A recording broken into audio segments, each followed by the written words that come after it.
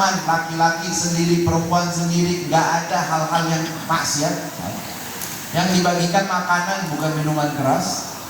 Yang dibacakan salawat kepada Nabi Muhammad SAW, bukan lagu-lagu yang aneh, bukan omongan-omongan yang keji, bukan omongan yang mengajak maksiat. Oh, ada memukul rebana. Memukul rebana di zaman Nabi juga ada. Ada. Ya, jangan kira di zaman Nabi gak ada mukul rebana, ada. Bahkan ada seorang wanita pernah bernadar.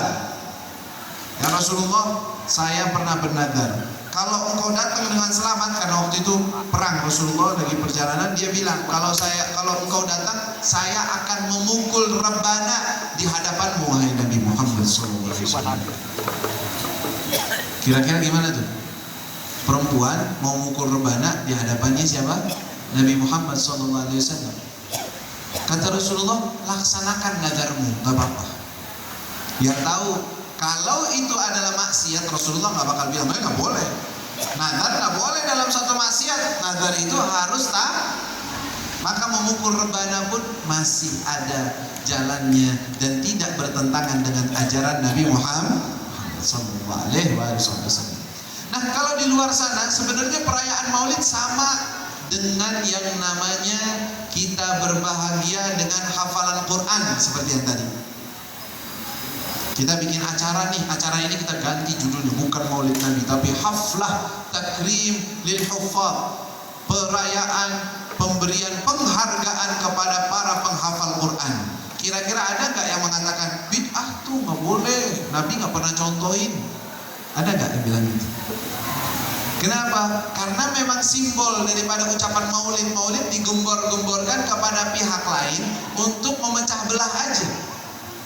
Padahal dulu para ulama bukan caranya dalam memahami suatu perkara yang tidak dilakukan Nabi dengan cara seperti itu, bukan.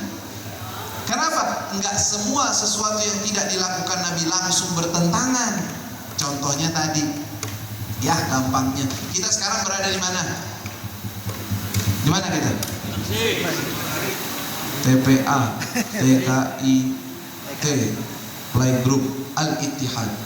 Sebenarnya itu masjid ya soalnya. Saya mau tanya nih, di zaman Nabi ada nggak TPA? Ada. Siapa yang berani bilang ada? Gak ada.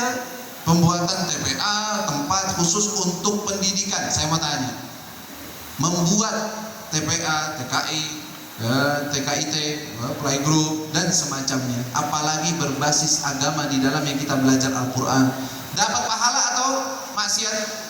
Atau dapat dosa? Pahala. Gak dilakukan Nabi loh. Bingung kan?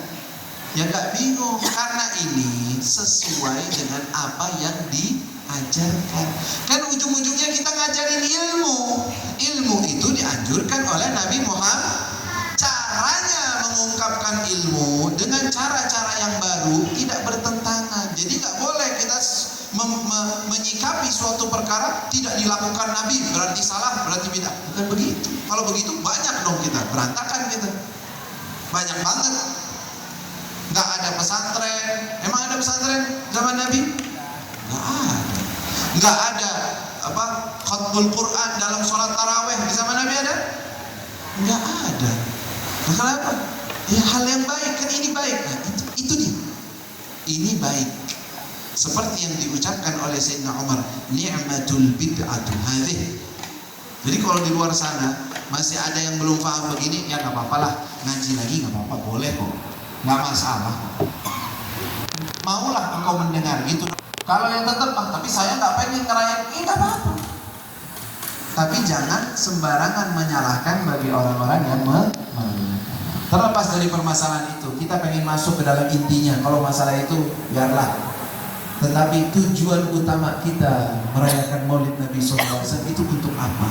Untuk mengenalkan umat kepada Nabi Muhammad Sallallahu Alaihi Wasallam. Nabi kita ini Nabi yang mulia.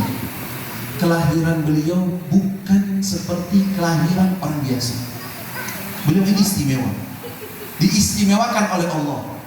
Beliau sudah menjadi seorang Nabi sebelum Nabi Adam diciptakan. Beb, ngomong kok sembarangan, Beb. Nah, ini bukan saya yang bicara. Ini Nabi Muhammad sendiri yang berbicara. Kata Rasul SAW, kuntu nabiyyan wa adamu bainat tini wal ma'. Saya ini sudah menjadi nabi. Sudah jadi nabi. Nabi Adam belum diciptakan. Shallu ala Nabi Muhammad. Terus apa? Ya ruhnya Nabi Muhammad SAW yang sudah ada memang. Karena kita tahu ruh kita ini sudah diciptakan oleh Allah Subhanahu wa taala sebelum Allah ciptakan jasad kita. Sudah ada. Nah, ruh yang paling mulia, paling agung dan sudah dilantik oleh Allah sebagai nabi, yaitu nabi kita Nabi Muhammad sallallahu alaihi wasallam. Ini nabi bukan rasul. Jadi jangan bilang, buat apa diutus sebagai nabi sedangkan gak ada yang disampaikan kepada mereka. Kan tugasnya nabi itu menyampaikan kepada orang, itu rasul. Kalau rasul, utusan, dia ada wahyu yang akan disampaikan. Tetapi seorang nabi itu nubuwah, mendapatkan titel dan kedudukan khusus di sisi Allah Subhanahu wa taala, dan yang terpertama dan termulia adalah Nabi Muhammad sallallahu alaihi wasallam. Coba kalau ditanya kita nih orang-orang yang cinta Nabi Muhammad, kita semua cinta Nabi Muhammad. Tapi kalau ditanya dari mana? Anda meyakini gak bahwa Nabi Muhammad Nabi yang paling mulia di sisi Allah di antara para nabi-nabi yang lain? Kita? Iya, meyakini hal tersebut. Kalau ditanya dari mana engkau tahu? Dari mana engkau tahu? Apakah karena ini nabinya itu? Nabi saya, jadi harus saya junjung lebih tinggi dari yang lain? Enggak, bukan karena itu. Tetapi dengan dalil-dalil yang sangat jelas dari Al-Quran dan dari sabda Nabi Muhammad SAW. Ini saya bawakan dalil dari Al-Quran, dalil dari hadis, biar kita tahu bahwa Nabi kita bukan Nabi sembarangan, Nabi mulia, Nabi yang diagungkan oleh Allah. Perlu kita ketahui bahwa para nabi ini sebagai sosok nabi adalah sosok biasa. Mereka sosok mulia karena kita tahu juga ada Nabi Adam, ada Nabi Ibrahim, ada Nabi Nuh, ada Nabi Musa, ada Nabi Isa. Nabi-nabi yang mulia, apalagi seperti Nabi Musa, ceritanya paling banyak dalam Al-Quran. Iya kan? Membelah lautan kan menjadi ular. Nabi Musa memiliki, Masya Allah, memukul tongkat yang pukulkan kepada batu, keluar 12 mata air yang menjadi sumber minumnya Bani Israel ketika mereka jalan, gak ada air. Perlu air. Nabi Musa, kami butuh air. Haus, kami mau mati karena kehausan. Ya Rabb, umatku akan meninggal, mati nih dalam keadaan kehausan, minta air ya Allah. Kata Allah, pukul tuh batu yang ada di situ wahai Musa, maka akan keluar airnya. Pukul oleh Nabi Musa alaihissalam, 12 mata air keluar. Hebat atau tidak? Mulia atau tidak? Mulia, hebat. Tetapi ketika kita melihat dalam sirah Nabi Muhammad SAW, kemuliaan Nabi kita Nabi Muhammad SAW, pernah kejadian begitu enggak? Bahwa Rasulullah dalam perjalanan mereka kehausan, kehabisan air? Pernah, dan ini berkali-kali terjadi. Suatu hari pasukan yang ada bersama Nabi SAW sekitar 1.500 pasukan. Dalam perjalanan air habis. Sumur yang biasanya ada air, pos-pos yang biasanya ada air, lagi nggak ada. Stok air mereka sangat sedikit, nggak cukup buat mereka minum, nggak cukup buat mereka wudhu, bahkan untuk hewan-hewan lagi perlu minum. Mereka mengeluh kepada Nabi Muhammad SAW, ya Rasulullah, air habis. Coba cari, kata Nabi, cari di sekitar sini ada nggak tempatnya air, sumur-sumur yang ada? Nggak ada ya Rasulullah, habis semua.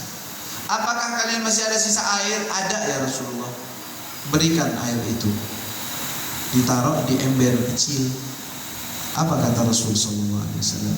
Setiap orang siapin wadah-wadahnya masing-masing. Mau ngapain?